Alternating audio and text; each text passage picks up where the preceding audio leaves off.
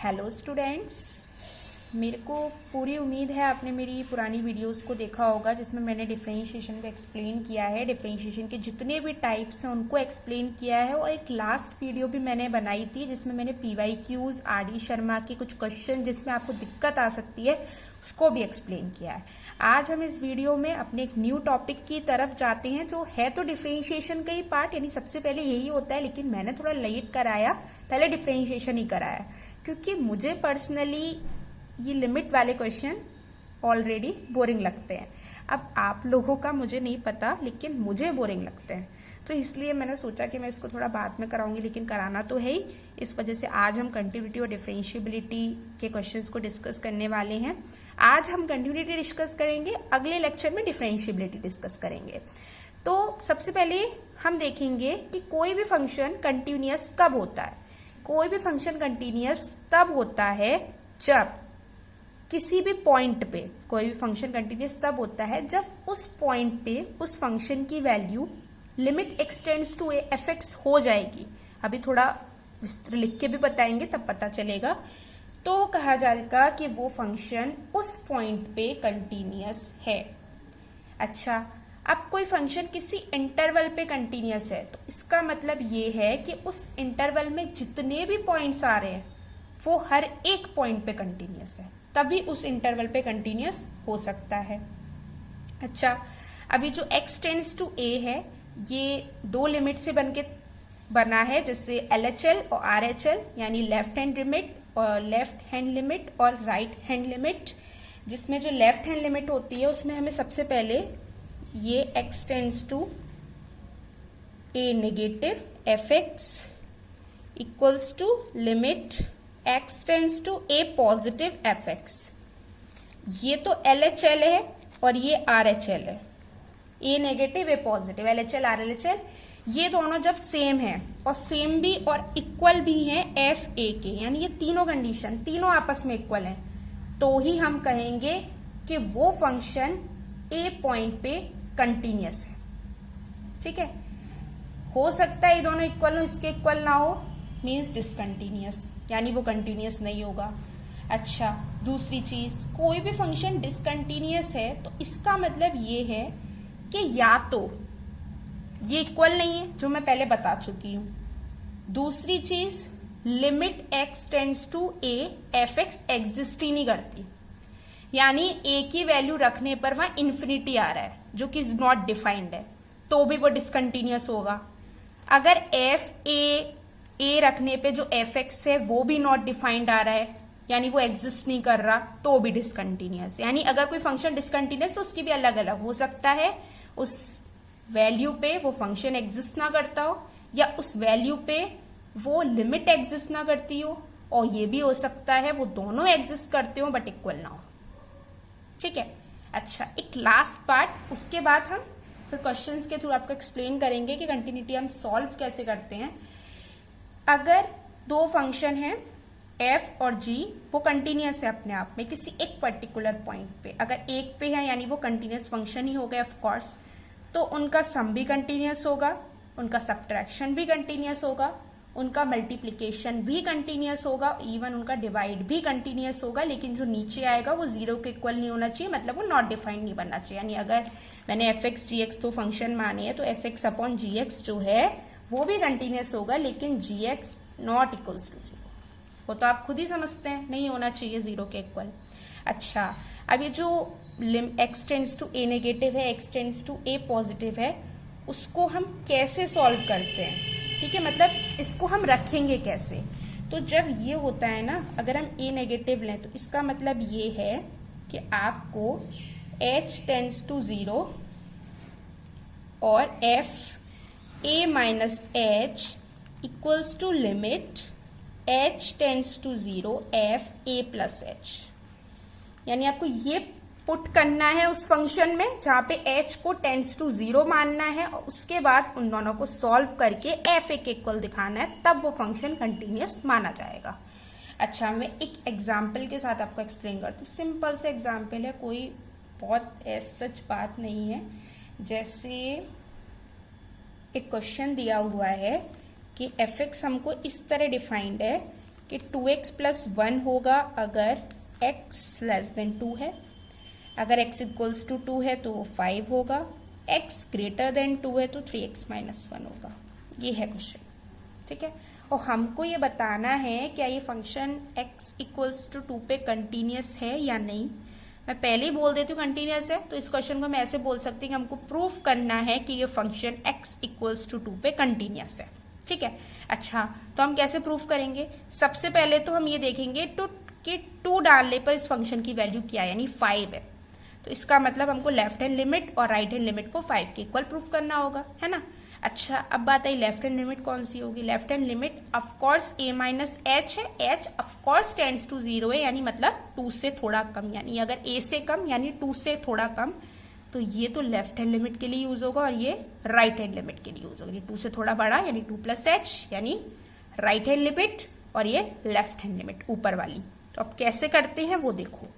Limit h tends to 0, मैंने f 2 minus H यहां पे डाला तो क्या हो जाएगा 2 माइनस एच प्लस 1, है ना।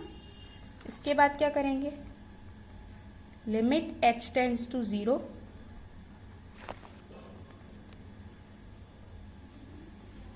फोर माइनस 2h प्लस 1, ठीक है। या इसको आप 5 माइनस 2h भी लिख सकते हो, लिमिट h टेंड्स टू 0। अच्छा, h तो टेंड्स टू 0 है तो 2h भी 0 हो जाएगा, तो इसका आंसर क्या आ जाएगा 5 आ जाएगा। ऑफ कोर्स आप h को डायरेक्टली 0 प्रूफ पुट कर सकते हो, 5 आ गया आंसर इसका, है ना। अच्छा, अब हम प्रूफ करेंगे राइट हैंड लिमिट को, यानी जहां पे लिमिट h टेंड्स टू 0 है और f 2 प्लस h है, तो हमने यहाँ पे 2 प्लस एच डाला। लिमिट h टेंड्स टू 0 हर जगह आएगा, मैंने नहीं लिखा है यहाँ पे। 6 plus 3h minus 5 plus 3h, वही बात h टेंड्स टू 0 है तो 3h भी 0 हो जाएगा, ये भी 5 आ गया। f a पे भी वैल्यू यानी f2 की भी वैल्यू 5 थी, उसकी राइट हैंड लिमिट की भी वैल्यू 5 है, उसकी लेफ्ट हैंड लिमिट की भी वैल्यू 5 है। It means that this function is continuous at x equals to 2। ये तो थोड़ा सिंपल क्वेश्चन था। अभी हम आगे जो डिस्कस करेंगे, यहाँ तो h आसानी से सॉल्व हो गया, लेकिन कहीं कहीं ऐसा लगेगा कि h जो है वो उस फंक्शन को नॉट डिफाइंड बना रहा होगा, यानी नीचे आ रहा होगा, h इन्फिनिटी हो जाएगा अगर हमने 0 डायरेक्ट डाला। तो हमें कुछ आइडेंटिटीज का यूज करके उस फंक्शन को कॉम्प्लेक्स से थोड़ा इजी बनाना होता है, देन फिर हम उसको प्रूफ करते हैं। ओके, अच्छा, अभी हम आगे और क्वेश्चंस का एग्जाम्पल लेते हैं। जैसे एक फंक्शन दे रखा है हमको f x equals to x plus 3 का होल स्क्वायर माइनस का 36 upon x minus 3 if x equals not equals to 3 और x इक्वल्स टू 3 तो k है। तो हमको क्या करना है, उसने पहले ही बोल दिया है कि फंक्शन 3 पे कंटिन्यूअस है। अगर ये फंक्शन 3 पे कंटिन्यूअस है तो हमको k की वैल्यू निकालनी है, ये है क्वेश्चन, है ना। तो x इक्वल्स टू 3 पे उस फंक्शन की वैल्यू k है, तो हम राइट हैंड लिमिट ले लो या लेफ्ट हैंड लिमिट ले लो, उसको हम k के इक्वल करेंगे और k की वैल्यू आसानी से निकाल लेंगे।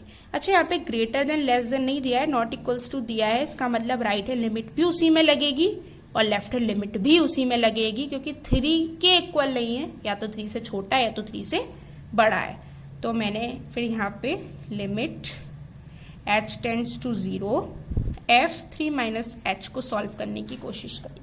x की जगह हम 3 माइनस h डालेंगे, तो limit h tends to 0 3 minus h plus 3 का होल स्क्वायर माइनस का 36 अपॉन 3 माइनस h माइनस का 3।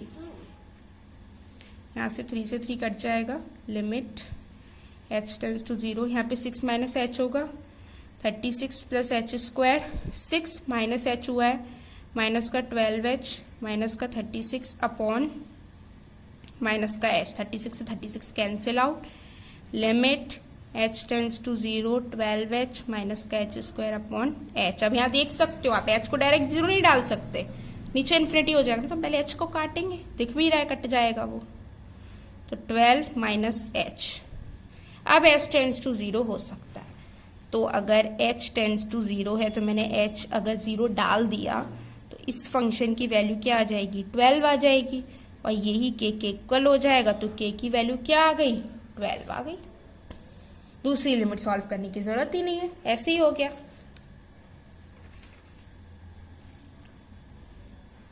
अब हमारा नेक्स्ट क्वेश्चन एक और, यहाँ पे एफ एक्स किस तरह डिफाइन किया है, 1 minus cos 4x upon x square when x less than 0।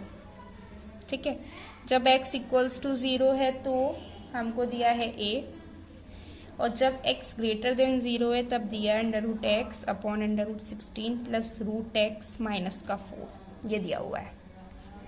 ठीक है, अच्छा अब जब हमें इसको कंटिन्यूअस प्रूफ नहीं करना है, ये हमको दिया हुआ है कि फंक्शन कंटिन्यूअस है, x इक्वल्स टू 0 पे हमको a की वैल्यू चाहिए, वही पहली वाला क्वेश्चन है। ठीक है, तो हम बस यही करेंगे, यहाँ पे पुट करेंगे 0 माइनस एच पुट कर लो या 0 प्लस एच पुट कर लो, और उसको एक के इक्वल करके एक ही वैल्यू को निकालेंगे। ठीक है, चाहे आप ऊपर की लिमिट सॉल्व कर लो चाहे नीचे की लिमिट सॉल्व कर लो, ए की वैल्यू दोनों में से किसी के भी साथ आ जाएगी। ठीक है, तो मैं पहले ही बता देती हूँ, अगर मैं ऊपर वाली लिमिट को सॉल्व करती तो मैं वो भी दिखा दूंगी और नीचे वाले का भी दिखा दूंगी। ओके, तो हम सबसे पहले लेफ्ट हैंड लिमिट लेके चलते हैं। Limit h tends to 0 f 0 minus h, जिससे उसको यहाँ पे पुट करेंगे ऑफकोर्स, है ना। अच्छा, तो मैंने 0 माइनस एच को हम क्या लिख सकते हैं, माइनस का h ऑफकोर्स, नीचे भी 0 माइनस एच, एच स्क्वायर हो जाएगा। Limit h tends to 0। ठीक है, कॉस के अंदर माइनस का कुछ नहीं होता, वो 1 माइनस कॉस एच ही हो जाएगा, अपॉन एच स्क्वायर हो जाएगा। Limit h tends to 0। अच्छा, अब डायरेक्ट सॉल्व नहीं कर सकती मैं, h अगर मैंने 0 डाला तो ये नॉट डिफाइंड हो जाएगा, जो कि पॉसिबल नहीं है। तो हम क्या करेंगे, 1 माइनस कॉस थीटा को 2 साइन स्क्वायर थीटा बाई 2 वाली आइडेंटिटी में लेके जाएंगे, तो ये हो जाएगा 2 sine square h by 2 upon h square. Limit h tends to 0, एक आइडेंटिटी है लिमिट में साइन के लिए कि limit if limit x tends to 0 sine x upon x है ये, और यहाँ पे जो x है वो टेंड्स टू 0 है, तो साइन x अपॉन एक्स की वैल्यू 1 होती है। यहाँ पे h टेंड्स टू 0 है तो ऑफकोर्स h बाई 2 भी टेंड्स टू 0 ही होगा। तो साइन स्क्वायर है, नीचे h स्क्वायर है, मैंने क्या किया, अपॉन 4 इंटू 4 कर दिया। Sine h by 2 into sine h by 2 upon h by 2 into h by 2 1 हो जाएंगे ऑफकोर्स, और 2 और अपॉन 4 क्या आ जाएगा, 1 अपॉन 2 आ जाएगा। मैंने बोला था ना, कुछ थोड़ी बहुत आइडेंटिटीज का हमको यूज करना पड़ेगा तभी क्वेश्चन सॉल्व होगा। सॉरी, मेरे से शायद मिस्टेक हो गई है, ऊपर 4 था, मैं यहाँ 4 नहीं लिख पाई हूँ, मैं यहाँ 4 लिख देती हूँ, इस तरह 4 हो जाएगा, तो यहाँ फिर 2h हो जाएगा। फिर मिस्टेक के लिए सॉरी, जब यहाँ 2h हो जाएगा तो ये h स्क्वायर हो जाएगा। अब जब 2h है तो मुझको नीचे क्या चाहिए, ऑफकोर्स 4h स्क्वायर चाहिए, तो 4 का मल्टीप्लाई ऊपर डिवाइड। अब ये पूरा sine 2h upon 2h into sine 2h upon 2h 1 हो जाएगा, आंसर 2 इंटू 4 8 आ जाएगा, तो a की वैल्यू तो 8 आ गई। लेकिन आपको अगर नहीं, हमें इससे नहीं करना है, हमें दूसरे वाली लिमिट से सॉल्व करना है, तो हम दूसरी वाली लिमिट से भी बता देते हैं कि कैसे सॉल्व होगा दूसरी वाली लिमिट से, अगर आप करना चाहें तो मैंने लिया limit h tends to 0 f 0 plus h, मैं उसमें पुट करूंगी, अगर जो मेरा क्वेश्चन था उसमें मैं अगर पुट करती हूँ तो क्या आएगा, √h 0 प्लस h पुट करने पे 16 प्लस √h माइनस का 4, ये आएगा। तो इसमें पता है मैं डायरेक्ट तो कर नहीं सकती हूँ, अभी मेरे को कुछ नहीं दिख रहा है, मैं क्या करूंगी, तो हमने 9th में सीखा था ना रेशनलाइजिंग वाला डिनोमिनेटर को, उसी का ऊपर नीचे प्लस 16 प्लस √h प्लस 4 का ऊपर नीचे उसके कॉन्जुगेट का मल्टीप्लाई डिवाइड करती हूँ, तो मेरा काम बन जाएगा। ये पूरे में है plus 4 upon √16 plus √h plus 4। अब मैंने मल्टीप्लाई करा यहाँ पर h टेंड्स टू 0, ठीक है, इसके साथ करा तो ये 4 √h हो जाएगा प्लस √h 16 प्लस √h, और नीचे a square minus B square की आइडेंटिटी बन जाएगी, तो 16 प्लस √h माइनस का 16 ये इससे कट गया। ठीक है, √h से √h कट गया। बस अब हमारा क्वेश्चन बिल्कुल बनता होगा, पूरी तरह दिख रहा है कि होने ही वाला है। बस लिमिट एच टेंड्स टू 0 4 हो गया प्लस √16 प्लस √h। अब h0 हम लिख सकते हैं, तो यह h0 हो जाएगा। √16 की वैल्यू क्या हो जाएगी 4 हो जाएगी, और 4 + 4 क्या हो जाएगा 8 हो जाएगा। ऊपर भी हमारा आंसर 8 आया, इससे भी हमारा आंसर 8 आया। इसका मतलब आप किसी से भी करो a की वैल्यू 8 ही आएगी।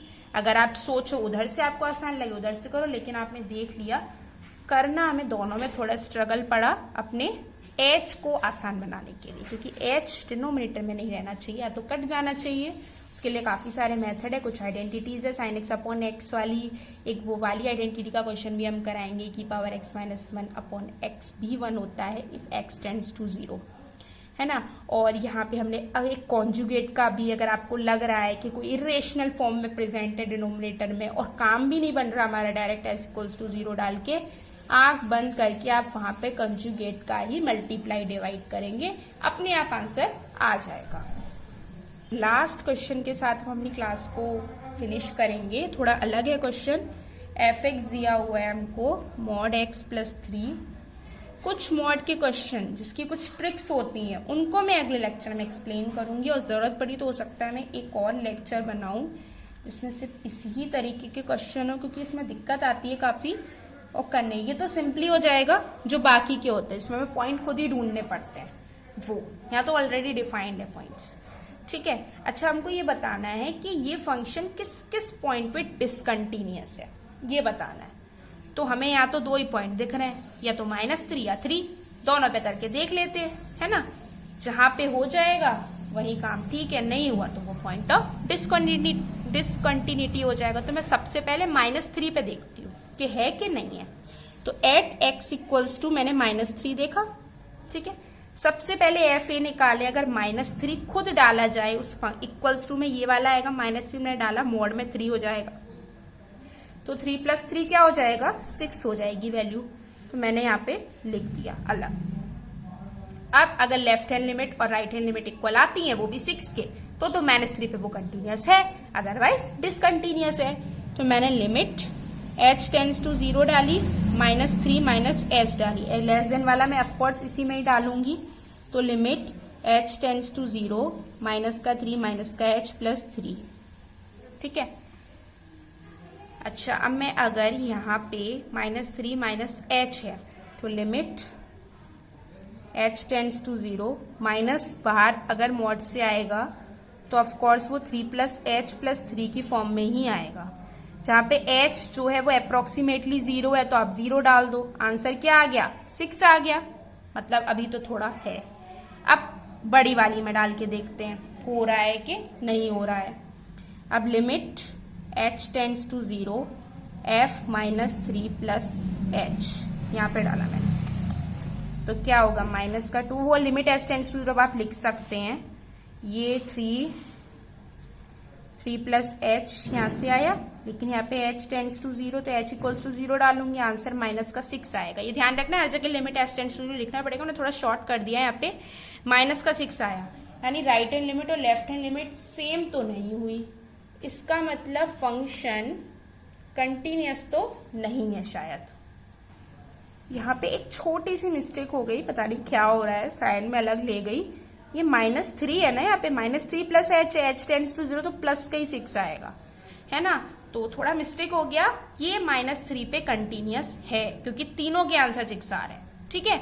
अच्छा, अब मैंने x इक्वल्स टू 3 पे चेक किया कि है कि नहीं है, एट x इक्वल्स टू 3 पे, ठीक है।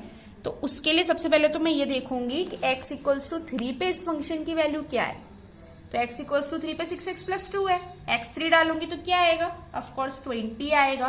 तो यानी fx की वैल्यू 20 है एट x इक्वल्स टू 3। अब हम देखते हैं राइट हैंड लिमिट और लेफ्ट हैंड लिमिट सेम हो रही है या नहीं हो रही। अगर हो रही है तो ये कंटिन्यूअस है, नहीं हो रही है तो ये कंटिन्यूअस नहीं है।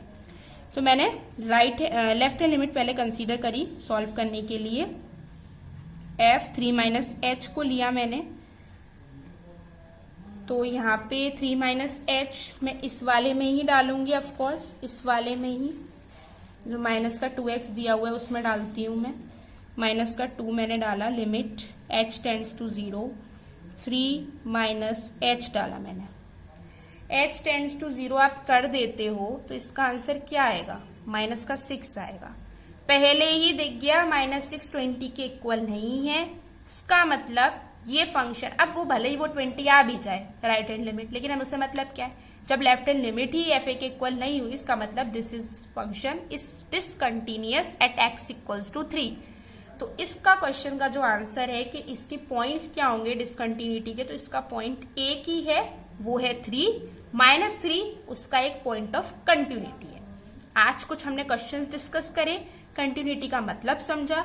अगले लेक्चर में डिफरेंशिएबिलिटी के कुछ क्वेश्चंस, डिफरेंशिएबिलिटी होती क्या है, how is it different from continuity, उसके साथ साथ कुछ मॉड के क्वेश्चन जिसमें दिक्कत आती है उनको एक्सप्लेन करेंगे, और फिर उसके बाद हम कंटिन्यूटी डिफरेंशिएबिलिटी को एंड करेंगे। Okay, thank you. आपको होप मेरा अच्छा लगा हो ये पूरा वीडियो। बाय।